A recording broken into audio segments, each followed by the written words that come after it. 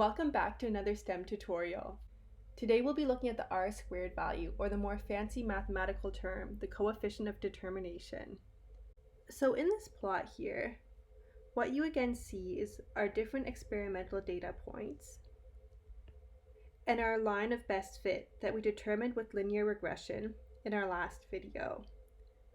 So understanding these concepts, what we're now going to do is we're going to show you how to calculate the R-squared value and what it means.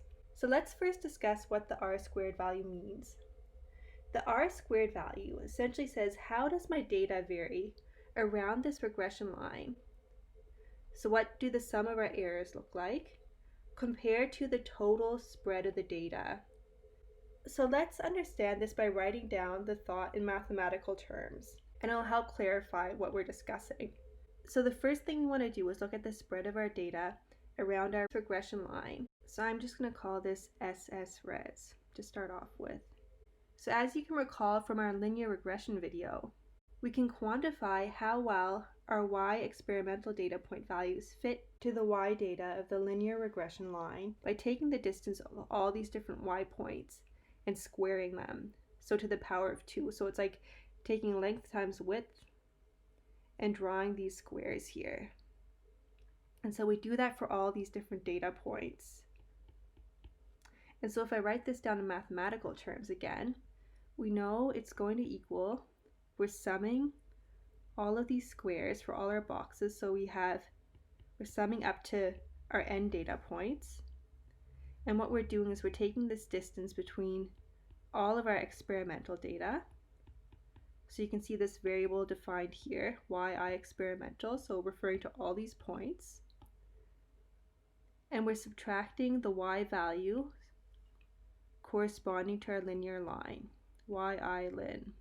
So again, we're referring to all the corresponding y data points on our regression line that match to our experimental data. And then of course we square it so that we're looking at the area of these boxes. And so oftentimes you'll hear this term, the SSRes, being referred to as our residual sum of squares. And so understanding this concept, we now know why it's called this. We're looking just at the distances and creating squares and adding them up, hence the sum. So let's move on to defining the second term needed for our R-squared value. So like I said, we're comparing the spread of our data around our regression line compared to our total spread of data. So I'll refer to this as SS total. So how do we determine the total spread of our data points here? Well, as you may have learned in statistics, what you do is you compare all of your data points to the mean of all the data points. So if I were to look at all these data points, I'll draw in a hypothetical mean line here in purple. Let's say that the average mean is somewhere here.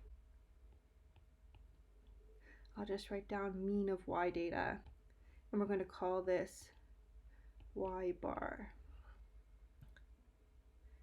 So what we're going to do to establish the spread of our total data is we're going to compare all these Y points to the average points. So essentially calculate the variance of our data. So to do this, we're again going to sum all of our experimental data points from I equals 1 to n, and we're going to take our experimental data points and subtract our average of all the data points and square it. So again, if you want to think about our square concept, now we're essentially drawing a line here to our mean line from our experimental data point, and we're squaring it. So you can imagine with this term down here in the denominator, we're drawing all of these squares to our mean line. So here we wouldn't really have a square. Here we're going to have a huge square, and then we're adding it up. And the reason why we're doing this is we're looking at the spread of our data along the regression line, and we're comparing it, so we're normalizing it to the total spread of the data. So with this, we've kind of defined the concept of R squared. Now there's one missing factor, and this is that our R squared value actually equals 1 minus this term. And this is just part of the definition. So what you have to recall is that an R squared value of 1 refers to a perfect match of the data. So looking at this formula here, let's just think it through together. Imagine we had again our xy plot. We're running out of room. We'll just draw it over here. Our xy plot. We'll draw in our data points. So we're going to put them all on our linear regression line, which I'll draw in red. And now if we think about this definition here, that our r squared is equal to 1 minus our spread of data around our regression line. Well, if you think of this term here, what you see is that our data points are lying directly on this line. So we can't draw any squares. The area of our squares that we draw along here will equal 0. So therefore the sum of our squares residual will equal 0. This term will go to 0. And so then we'll have an r squared value equaling 1. So this just follows along with the definition that r squared value equal to 1 is a perfect match of the data. And so in similar terms, if we wanted to calculate the r squared value of this plot over here, we'll just write it down in hypothetical terms. Our r squared value will equal 1 minus the sum of our squared residuals, which let's say it's going to be a smaller number, compared to the total spread of data, so our data compared to this mean line. So what we can imagine is we're going to have a larger spread of data here compared to our mean line, and a smaller spread of data compared to our regression line, so the green boxes. So what I'll write for our total spread of data is that we're going to have a bigger number as our denominator. And so with this, we'll see that our r squared value in this case is going to be somewhere between a value of 0 and 1. So like if we imagine our smaller number being a value of 1 and a bigger value being number of 2, then we have 1 minus a half, which will be 0.5. So hopefully with this we could just help you get a better feel for the value of r squared. And so now where we understand the concept of r squared, I'll just present you with a formula for calculating the value of r for our coefficient of determination. So note at the moment this is just for calculating the value of r. We're going to have to square it at the end to get our value of r squared. So this will work for our linear regression lines. So what I would propose is that we go through a simple example together so that we know how we can use it. So here I've written down an example where we'll calculate the r squared for a linear regression line using these 3 data points. So in reality you'll have more data points, but just for explaining the concept of r squared, this will suffice. And if you've watched our video on linear regression, you'll notice that these are the same data points that we use to establish our linear regression line. And so in our past tutorial, we've actually already calculated quite a few of these terms here required to calculate our r. So we know that our number of data points are n, so I'll just write down our number of data points, or n, will equal 3. And in the past tutorial, we've calculated these different sum terms as well, since you require them to determine your linear regression line. So what I've done is I've written down the terms that we calculated in our past video. And what we're going to do is we're going to calculate the last 2 terms together. So here we have the term that we're going to sum all of the y values squared. So I'll just write down how we calculate this. We're going to sum our yi values squared.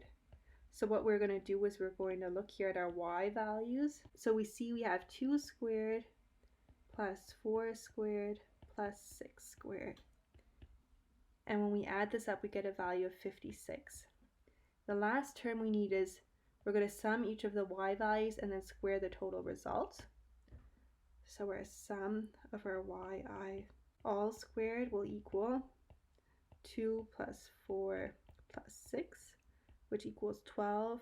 We square it, and we get an answer of 144. So now we can substitute all of these values into our r. So we get that our r will equal our data points, our n, which equals 3, our sum of xi, yi, which equals 34.